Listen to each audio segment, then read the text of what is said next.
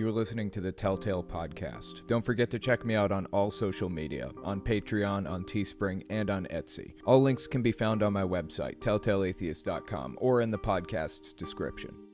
Hey, Telltale, this is Alex from California.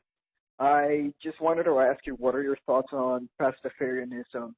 In case you are not familiar with it, it's a parody religion created to basically criticize the school district for trying to add creationism as kind of different option over evolution. Then later, the movement of Pastafarianism evolved for atheists to try to fight and try to get the same rights that certain religious groups have. For example, like wearing hats or whatnot during photos at the DMV or whatnot. That's it. Just wanted to know what your thoughts on that were. Thanks. Yeah, I appreciate the voicemail. That is an interesting question, actually. Basically, there's this story of how Pastafarianism came to be, or Pastafarianism, I guess. And that sums it up pretty well.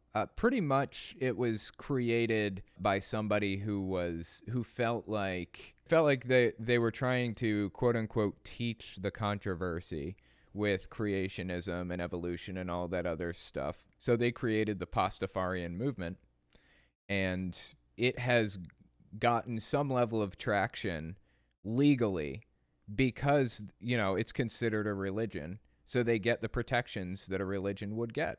For example, wearing hats during DMV pictures and things like that. If it's a religious belief, then they're allowed to do it.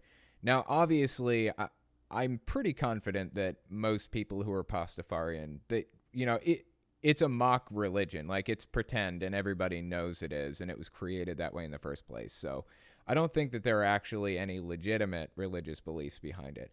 But there's Satanism, and some non-theistic Satanist groups kind of do a similar thing, where Christian groups will put 10 Commandment statues up at courthouses, for example. And non-theistic Satanist groups will come in and put up like Baphomet statues right next to the 10 Commandments.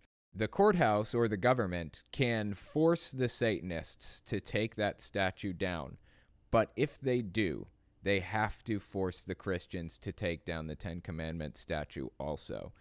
So I think movements like that are actually really helpful. To keep religion in check, basically. It's just obnoxiously out of control in some ways, in some areas. So I am glad that Pastafarianism exists. I am glad that non-theistic Satanists exist as a religion, and I appreciate the work that they do.